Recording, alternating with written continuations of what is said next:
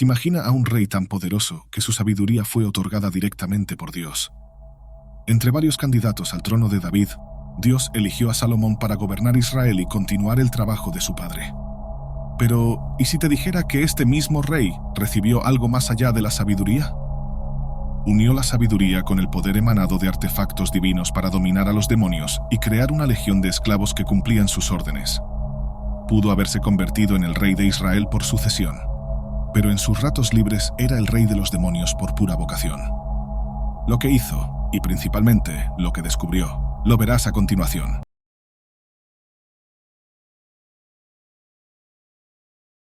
Saludos a todos. Si estás interesado en la religión, alquimia, cábala, filosofía o la historia del ocultismo, asegúrate de suscribirte aquí en Camino Etereo. Cada suscripción es un gran apoyo para los videos que hago en mi canal. Cuando hablamos de Salomón y su extensa conexión con rituales y adoraciones a dioses extranjeros, no podemos olvidar su intimidad con Dios. Esta está anclada en un tratado hecho con su padre, y que sería pronunciado en la línea sucesoria de David. Salomón no tenía derecho al trono por varias razones. No me refiero a la juventud del muchacho, sino a la naturaleza de la paternidad de David. Su madre era Betsabé, la amante de su padre. Esa relación nació del pecado y nunca fue completamente superada. Sabemos esto porque la Biblia nos dice que David, lleno de celos y con motivaciones sangrientas para encubrir el adulterio, mandó matar al esposo de Betsabé. Se llamaba Urías, uno de sus guerreros más honrados.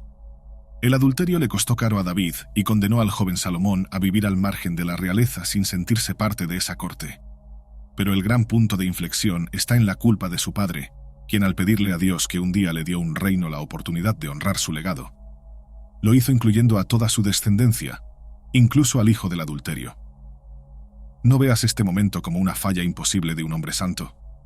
La Biblia usualmente nos muestra que las personas son propensas al fracaso, y lo que las hace merecedoras de la gloria eterna es la capacidad de observar sus errores, arrepentirse y no repetirlos. El único hombre perfecto que existió, al menos es lo que afirman las escrituras sagradas, fue Cristo. Pero eso no significa que los hombres antes de él no estuvieron a la altura de Dios. Abraham consolidó una escuela de pensamiento que germinó la mente de numerosos líderes del pueblo israelita, subrogando parte del conjunto dogmático que Moisés ayudó a propagar cuando guió a un pueblo subyugado hacia la tierra prometida. Estos hombres vivieron más allá de sus posesiones. Por ejemplo, el propio David no poseía grandes tierras y trabajaba en los campos de Jerusalén. Sobre Abraham, el patriarca mayor, sabemos también que probablemente poseía algunos recursos, pero nada que lo hiciera tan noble como Job, otro patriarca bíblico. ¿Y qué tienen en común estos grandes hombres? Tal vez eligieron a un Dios que no era obtuso y que propició un reino de glorias inimaginables. Pero creo que hay algo aún más profundo. Algo que por sí solo exigiría mucho de ellos. La convicción de que somos esencialmente buenos y que en el curso evolutivo decidimos qué semillas cultivaremos. Sin embargo, Salomón era diferente.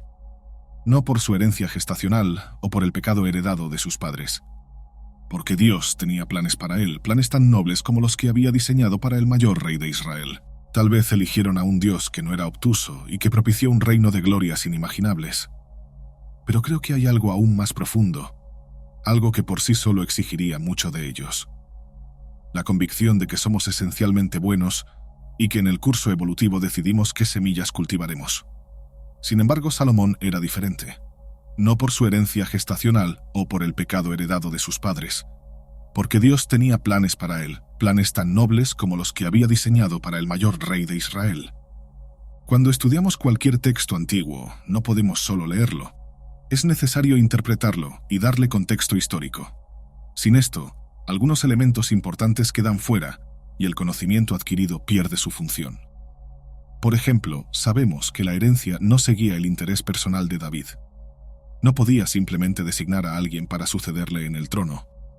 Esa era una sociedad que utilizaba criterios etarios para definir al heredero, como hicieron la mayoría de los reinos. Quien debía sentarse en el trono y perpetuar el primoroso trabajo de David era Adonías. En ese momento, David ya tenía un reino lejano que atravesaba regiones kilométricas que él ni siquiera había ambicionado. Unió a todas las tribus israelitas en torno a un poder centralizador. Era algo que nadie creía posible.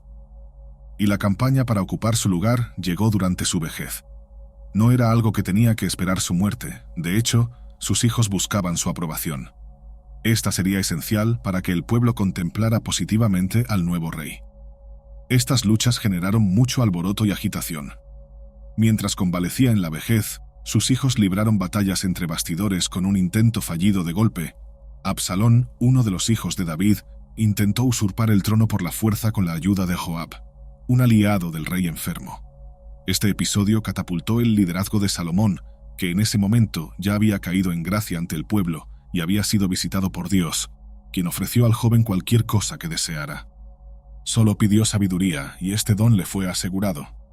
Fue David, a punto de dejar la tierra, quien presentó al pueblo al nuevo rey, dejando instrucciones claras sobre el mantenimiento de su obra y la construcción de cimientos que lapidarían la manifestación de fe de su pueblo. Dejó una lista detallada de cómo construir un templo que serviría como monumento religioso para las futuras generaciones, el Templo de Salomón. Tal monumento era tan hermoso que su belleza no era comparable ni siquiera con el castillo del rey. Pero lamentablemente toda esta saga no ocurrió como se planeó. Pronto veremos que el camino que Salomón siguió permanece oculto por alguna razón, pero ciertamente podemos afirmar algunas cosas considerando los atajos que tomó y sus predilecciones por matrimonios extranjeros. Incluso sus casi 700 esposas tenían una función más allá de la carnal. Eran parte de su estrategia de expansión geográfica y acuerdos comerciales. A diferencia de David, un guerrero nato, Salomón usó la sabiduría que heredó de Dios, algo que ciertamente le permitió disfrutar inicialmente de un reinado pacífico y exitoso. Pero las cosas cambiaron drásticamente, o tal vez nunca realmente cambiaron. Su historia es aún más fascinante de lo que generalmente se reconoce. Incontables tradiciones filosóficas lo usan como fuente de inspiración y diversas tradiciones ocultistas lo eligen como un maestro propenso a dominar fuerzas gravitacionales y energéticas, sobre todo una legión entera de demonios dentro de su anillo.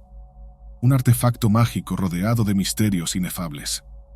Pero, ¿cómo podemos conectar al Salomón bíblico con el Salomón místico? ¿Qué evidencias tenemos actualmente para respaldar estas afirmaciones? En su extensa vida, el rey escribió varios libros que forman parte del canon cristiano. También existe una supuesta autoría de otros textos que nunca fueron probados. Los más famosos son Proverbios y, por supuesto, Eclesiastés. Pero mi interés ahora no está en el libro que él reconocidamente escribió. Quiero introducir el Testamento de Salomón, un manuscrito que se le atribuye, donde describe, teóricamente, la visita del arcángel Miguel, quien le obsequió un anillo capaz de controlar demonios. El mencionado anillo mágico. Esta es la base de la historia, pero aún no hemos llegado ni a la superficie aquí. Existe alguna resonancia bíblica con esta historia. Una de ellas es la descomunal belleza del templo y la construcción dificilísima que nos llevaría a creer que Salomón tuvo ayuda externa. También existe la conexión bíblica con la difusión de varias vertientes religiosas, con la aceptación de la pluralidad de culto en Jerusalén. Salomón, en teoría, se había convertido en rehén de sus esposas, quienes lo sedujeron de tal manera que él mismo comenzó a adorar a otros dioses, figuras extrañas y lejanas de la fe de su pueblo. Esto abrió una puerta para que la gente comenzara a confabular sobre un rey falible e idólatra. Pero el testamento en sí no debe ser leído solo como un material sagrado.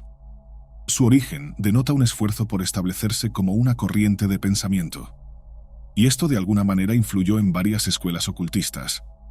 Esta pseudepigrafía contiene un fuerte estímulo práctico. Es la base de lo que llamaremos magia salomónica. Sabemos que Salomón probablemente contó con mucha ayuda para construir el templo. Si creemos en lo que dice su testamento, podemos suponer algo fascinante también: el uso de demonios para construir un tótem icónico de la fe cristiana. Esto, por sí solo, sería considerado blasfemia, pero nota que el anclaje dogmático es clara. El anillo fue concedido por el arcángel, un emisario divino, y el control de los demonios crea una barrera jerárquica y moralmente superior. No se iguala, solo encadena a los demonios dentro de un receptáculo mágico, controlándolos a su antojo. Salomón, como una divinidad sobrenatural, el precursor de los rituales mágicos, siempre es motivo de controversia. Pero sepa que su fallo moral y la ruptura de su reinado es algo reconocido por el cristianismo, siendo él responsable de repetir el curso de su padre.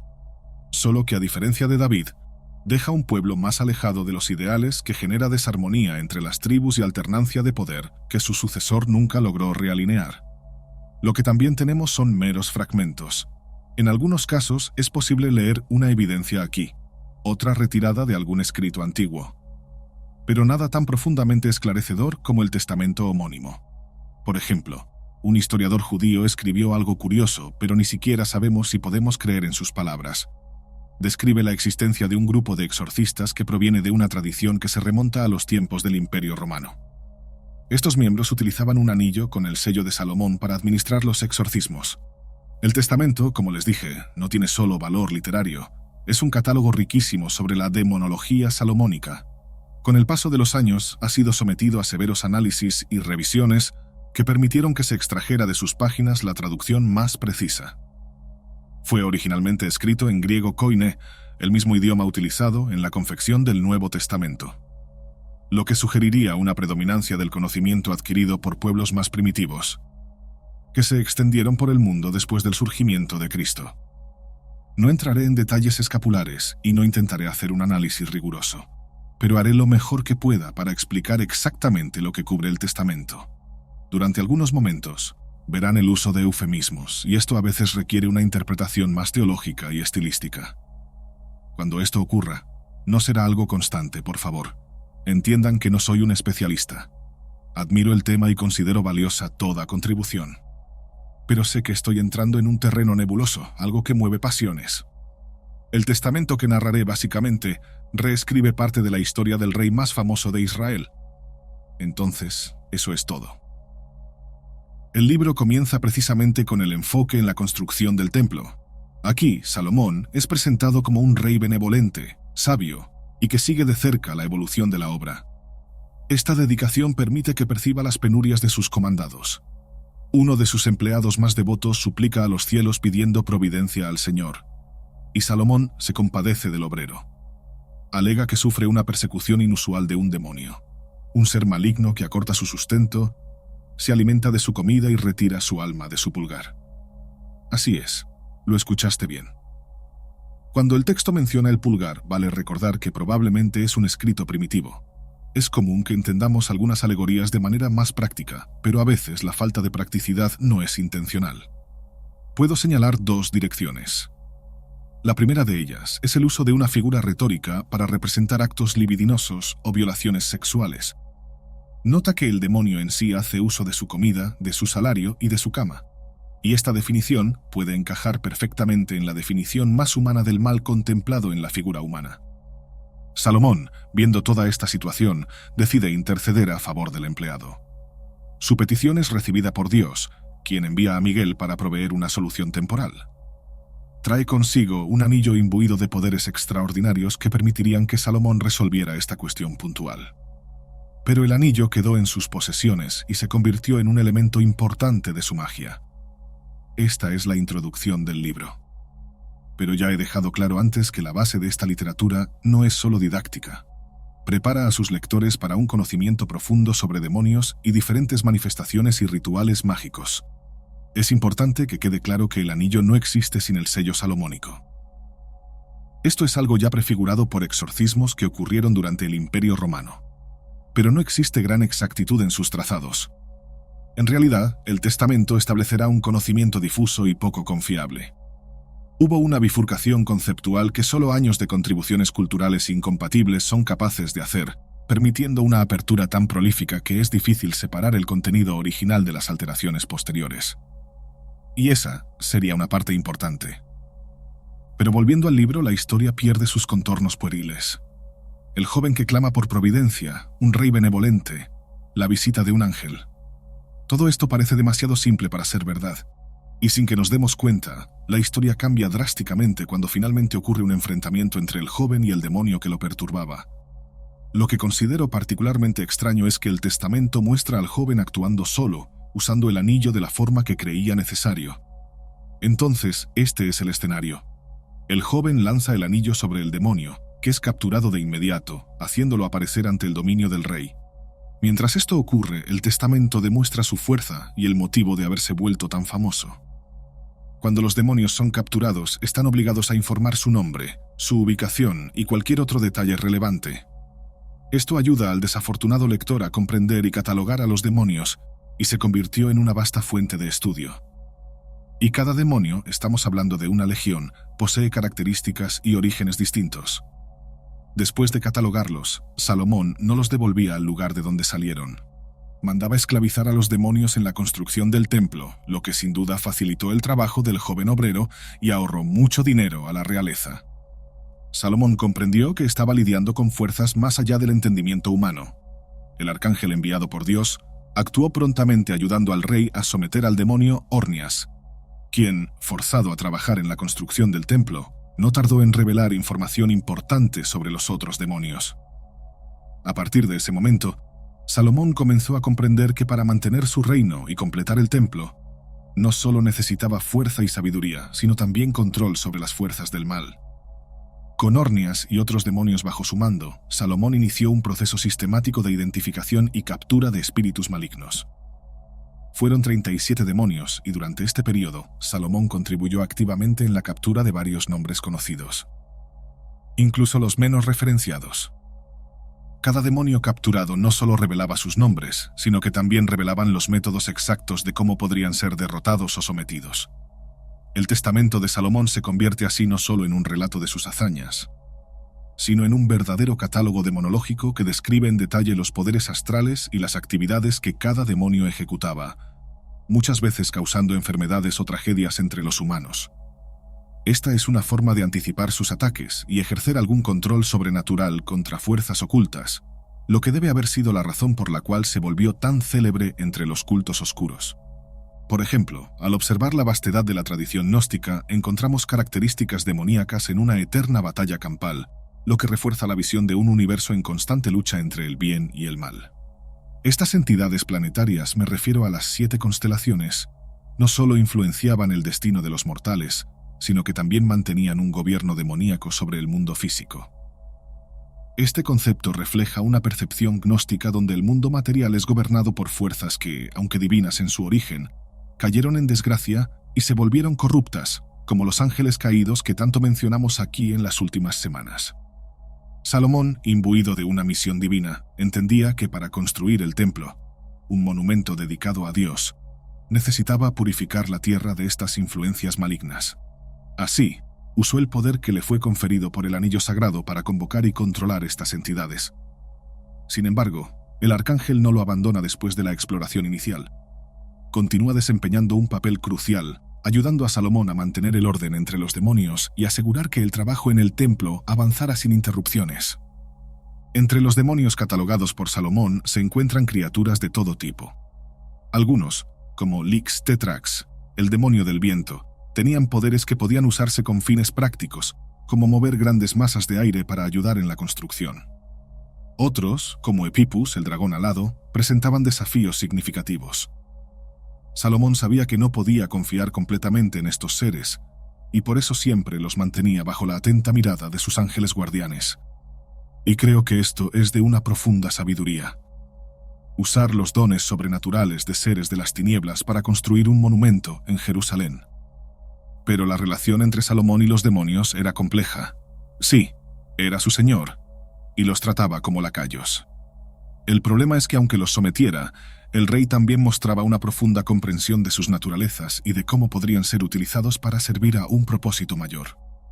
Esto es particularmente evidente en la leyenda del Shamir, el gusano mágico que según el Talmud babilónico fue encontrado con la ayuda de Asmodeo, el rey de los demonios. Salomón utilizó el Shamir para cortar las piedras preciosas sin el uso de herramientas de hierro que, como se menciona en otras tradiciones, causaban terror en los demonios. Nunca entendí bien el motivo, pero el hierro es algo que los demonios consideran insoportable.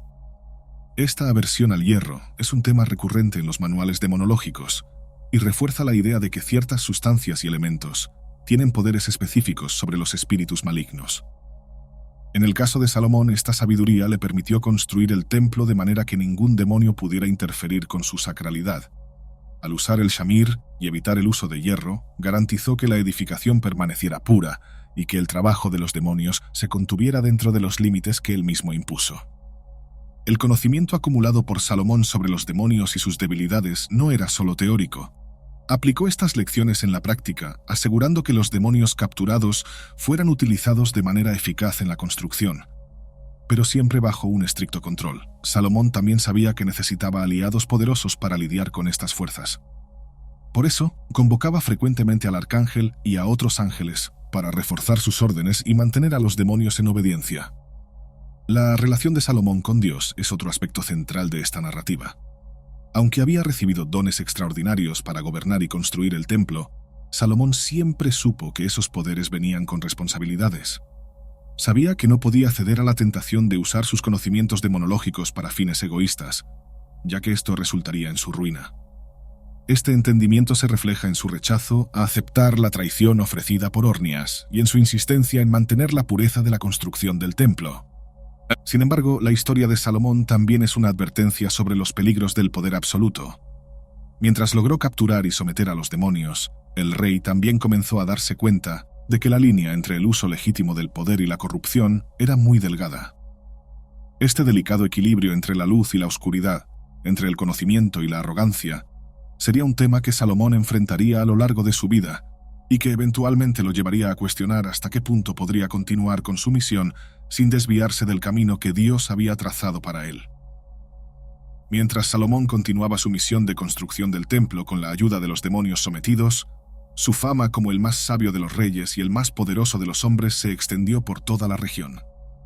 El templo comenzó a tomar forma, su grandiosidad era inigualable, y las leyendas sobre su construcción se esparcieron más allá de las fronteras de Israel. La reputación de Salomón como un maestro tanto de lo oculto como de lo divino atrajo la atención de sabios, magos y gobernantes de tierras lejanas, todos deseosos de entender el secreto detrás de su poder. Entre los muchos visitantes que llegaron a Jerusalén estaban sacerdotes egipcios, magos caldeos y astrólogos persas, cada uno trayendo consigo ofrendas y buscando audiencias con el rey.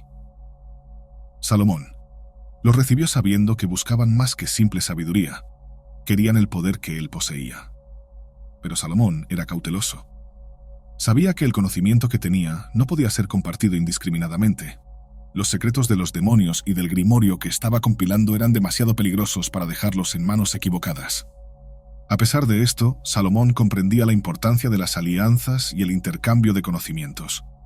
Dialogó con estos visitantes, aprendiendo sobre sus prácticas y creencias, mientras al mismo tiempo protegía los secretos más profundos del templo. Sabía que el poder que poseía venía con la responsabilidad de mantener el equilibrio entre las fuerzas del bien y del mal. Cualquier error podría desencadenar una serie de eventos catastróficos que no solo destruirían Jerusalén, sino que también comprometerían el plan divino. Entre los visitantes más intrigantes se encontraba una delegación de sabios de Egipto, conocidos por sus vastos conocimientos sobre magia y astronomía. Estos hombres, que afirmaban descender de los antiguos sacerdotes de Tot, el dios egipcio del conocimiento, mostraron gran interés en la construcción del templo y en los métodos utilizados por Salomón para controlar a los demonios. Hablaron sobre la existencia de textos ocultos en Tebas, que mencionaban rituales de control sobre seres sobrenaturales y especularon sobre la posible conexión entre estas prácticas y los secretos que Salomón había descubierto. Salomón, intrigado por estas revelaciones, permitió que los egipcios tuvieran acceso limitado a ciertas partes del templo. Quería entender hasta qué punto las tradiciones mágicas egipcias se alineaban con los conocimientos que estaba adquiriendo de los demonios. Sin embargo, se mantuvo vigilante, sabiendo que el poder que poseía no debía compartirse completamente. Intercambió información con los egipcios, pero mantuvo los secretos más profundos guardados en su grimorio, que sabía que debía permanecer oculto e inaccesible para todos, excepto para él mismo. Estos encuentros también permitieron que Salomón ampliara su conocimiento sobre las prácticas ocultas de otras culturas. Aprendió sobre la conexión entre los astros y los demonios, sobre cómo ciertas constelaciones eran usadas para invocar o desterrar espíritus malignos. Esto amplió su comprensión de la naturaleza de los demonios que estaba sometiendo y le permitió refinar aún más los rituales que usaba para controlarlos. Salomón también comprendió que el conocimiento oculto era una herramienta que, si se usaba correctamente, podría traer grandes beneficios, pero si se mal utilizaba, podría causar una destrucción inimaginable. Durante este periodo, Salomón continuó catalogando a los demonios que capturaba. Registraba sus nombres, sus orígenes y los métodos precisos para controlarlos. El Grimorio, que comenzó como un simple registro de las entidades sometidas, se convirtió en un vasto compendio de conocimiento arcano. Salomón sabía que este conocimiento no era solo para su propio uso, sino que debía ser preservado para las futuras generaciones. Comprendía que algún día el mundo podría necesitar este conocimiento para lidiar con las fuerzas del mal, y por eso dedicó gran parte de su tiempo a compilar el Grimorio con el máximo detalle posible. Sin embargo, a medida que Salomón se adentraba en el conocimiento oculto, comenzó a darse cuenta de los peligros que esto traía para su propia alma. Aunque había sido elegido por Dios para una misión sagrada, el contacto constante con los demonios y el uso de sus fuerzas comenzaron a tener un efecto corrosivo sobre él. Se dio cuenta de que se estaba volviendo cada vez más dependiente del poder que poseía y que su búsqueda de conocimiento comenzaba a eclipsar su devoción a Dios. Esta percepción llevó a Salomón a un dilema profundo. Sabía que necesitaba continuar su trabajo para completar el templo y cumplir su misión, pero también sabía que se arriesgaba a perder su alma en el proceso. Comenzó a cuestionar hasta qué punto podría continuar sin desviarse del camino que Dios había trazado para él. Salomón pasó noches en vigilia, orando y buscando orientación, tratando de encontrar un equilibrio entre el uso del poder demoníaco y su devoción a Dios. La respuesta a este dilema no llegó fácilmente. Salomón continuó siendo tentado por el poder que poseía y por el deseo de entender cada vez más sobre los misterios del universo. Pero también sabía que como rey tenía una responsabilidad hacia su pueblo y que no podía permitir que su búsqueda personal comprometiera el bienestar de Israel. Este conflicto interno sería algo que Salomón llevaría consigo hasta el final de su vida. Un recordatorio constante de que, incluso para el más sabio de los hombres, el poder absoluto tenía un costo. El Testamento de Salomón describe en sus capítulos finales los desafíos que enfrentó el rey al tratar de mantener el equilibrio entre su deber sagrado y el poder que poseía. A medida que el templo se acercaba a su conclusión, Salomón sintió la creciente presión de las fuerzas demoníacas que había sometido. Aunque los demonios continuaban obedeciendo sus órdenes, el rey sabía que esperaban cualquier señal de debilidad para rebelarse. La tensión entre Salomón y las entidades que controlaba se volvió palpable, y el propio templo parecía reflejar esta lucha. Los últimos demonios capturados por Salomón fueron los más difíciles de someter. Estos seres más antiguos y poderosos tenían una comprensión profunda de las artes mágicas y eran capaces de resistir los encantamientos comunes. Salomón, con la ayuda angelical, tuvo que emplear toda su sabiduría y conocimiento para capturarlos. Entre estos demonios estaba Cunopegos, el temible demonio caballito de mar, cuyas fuerzas estaban ligadas a las mareas y corrientes oceánicas. Someterlo requirió un esfuerzo colectivo de Salomón y sus aliados angelicales, y el rey sabía que si fallaba, el poder de este demonio podría causar inundaciones catastróficas en toda la costa de Israel. Durante estos momentos, Salomón se vio obligado a confrontar sus propias limitaciones. Se dio cuenta de que a pesar de toda su sabiduría y poder, aún era humano, y estaba sujeto a las fallas y tentaciones que afligen a todos. El Testamento describe cómo Salomón comenzó a darse cuenta de que su éxito en controlar a los demonios no se debía solo a una cuestión de poder, sino también de humildad y fe. Comprendió que su verdadera fuerza provenía de su devoción a Dios y que sin esa fe no habría logrado nada de lo que había hecho. Esta percepción llevó a Salomón a buscar una reconciliación con Dios. Aunque aún usaba el poder demoníaco para completar el templo, comenzó a alejarse de las prácticas más oscuras y a enfocarse en la purificación de su alma. Salomón comenzó a dedicar más tiempo a la oración y a los rituales sagrados, buscando limpiar su mente de las influencias malignas y renovar su conexión con lo divino. También comenzó a enseñar a sus seguidores la importancia de mantener la fe, advirtiéndoles sobre los peligros de permitir que el poder corrompiera sus almas. Sin embargo, el Testamento de Salomón no oculta los errores del rey. Describe cómo Salomón, en momentos de debilidad, cedió a la tentación de usar el poder que poseía para fines egoístas. Esto es más evidente en la historia de las esposas extranjeras que lo persuadieron a adorar a dioses paganos. Salomón, en su búsqueda de alianzas políticas y expansión de su reino, permitió que estas influencias externas penetraran en su vida y, por extensión, en el templo que estaba construyendo. Este fallo es retratado en el Testamento como una advertencia sobre los peligros de desviarse del camino de la fe incluso para aquellos que fueron elegidos por Dios para grandes obras. Todo esto nos lleva al enfrentamiento con Belial, el demonio que según algunas tradiciones fue el más difícil de someter.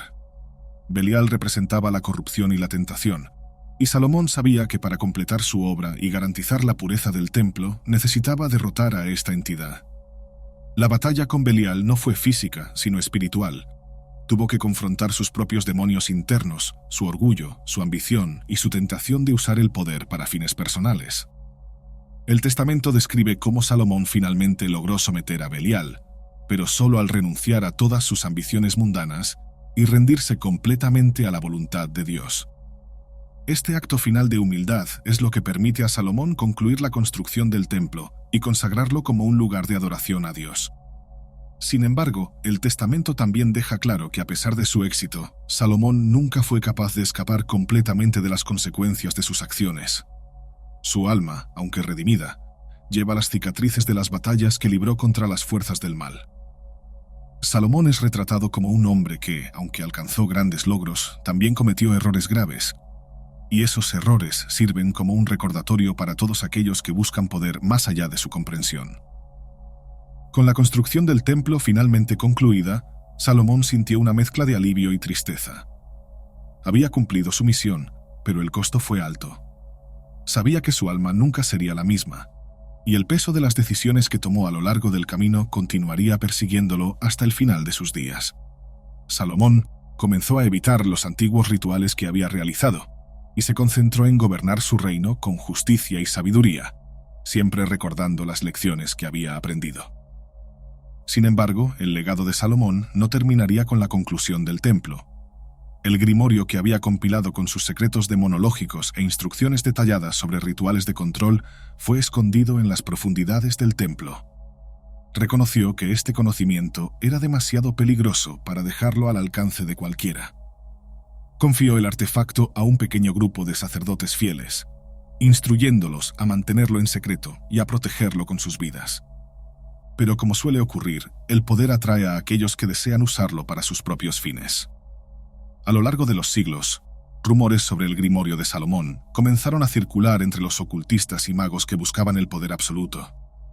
Decían que el grimorio contenía el secreto para invocar y controlar demonios, tal como lo había hecho Salomón, y que quien lo poseyera podría dominar el mundo. Estas historias, aunque a menudo exageradas, contenían un núcleo de verdad que mantuvo al grimorio en el centro de numerosas leyendas y mitos. Con el paso del tiempo, el grimorio fue asociado con otros textos esotéricos como la clave menor de Salomón y el higromanteia, que también trataban de la invocación de entidades sobrenaturales. Estos textos se convirtieron en la base de muchas prácticas ocultistas en la Europa medieval y renacentista, y el nombre de Salomón pasó a ser venerado no solo como el más sabio de los reyes, sino también como el mayor de todos los magos. Y la propia Biblia lo introduce como un rey que arrastraba multitudes a donde quiera que iba. En el apogeo de su reinado, las personas se reunían para tener el placer de escucharlo hablar sobre cualquier tema. Solo puedo suponer que parte de esa forma tiene motivaciones profundamente sobrenaturales, pues me temo que parte de sus visitantes reconocen su poder. Pero el tiempo pasó y el Testamento de Salomón permaneció como un texto oscuro, conocido solo por unos pocos eruditos y místicos que buscaban desentrañar sus secretos que nadie consideró lo suficientemente interesante como para dilucidar. La mayoría de las personas nunca ha oído hablar del texto, pero aquellos que lo conocían sabían que contenía un poder peligroso y tentador. La conexión final que Salomón hace en su testamento es clara. El poder que poseía no era suyo, sino algo que le fue concedido por Dios. Sabía que sin la guía divina, ese poder podría fácilmente transformarse en una maldición. Y esto forma parte del canon bíblico. Salomón reflexiona sobre sus fallas morales y sobre el peso de la seducción. La idolatría a los dioses extranjeros le costaría lo mismo a su alma que la manipulación de demonios en el templo. Cualquiera que sea la verdad que se sostendrá al final, este no es un rey típico. Su historia sigue siendo un enigma, aunque existe una vasta producción literaria sobre su vida. Y así el legado de Salomón continúa vivo a través de las eras. Su obra, aunque grandiosa, fue solo una parte de su historia. El verdadero legado de Salomón está en los textos que dejó, en los secretos que descubrió, y en las lecciones que aprendió sobre el poder, la fe y la responsabilidad. Sabía que el conocimiento que había adquirido podría ser tanto una bendición como una maldición, y que dependería de las generaciones futuras decidir cómo usar ese conocimiento. Para bien o para mal, esa es la égida del libre albedrío. Y para aquellos que aún buscan el Grimorio de Salomón, la advertencia final del historiador John Dalbert Facton debe ser tomada en serio. El poder tiende a corromper y el poder absoluto corrompe absolutamente. Los grandes hombres casi siempre son hombres malos, incluso cuando ejercen influencia y no autoridad. El Testamento de Salomón no es solo un relato de hazañas pasadas, sino una advertencia para el futuro, un recordatorio de que la línea entre el bien y el mal, entre la sabiduría y la arrogancia, es delgada y fácilmente cruzada. Y ese es un límite que no estoy dispuesto a cruzar, incluso si las ganancias resultan ilimitadas. Lo que permanece oculto en las profundidades del templo puede ser encontrado algún día. Pero la pregunta que Salomón deja para aquellos que lo sucederán es esta. ¿Estás preparado para lidiar con las consecuencias? Gracias por ver el video. Si te gustó, mira Demonología, la gnosis profunda de los ángeles caídos. Explora una fascinante jornada de los ángeles caídos en la teología abrahámica. Por favor, haz clic en el botón de me gusta y si eres nuevo aquí, haz clic en suscribirse y en la campana al lado para recibir futuras notificaciones.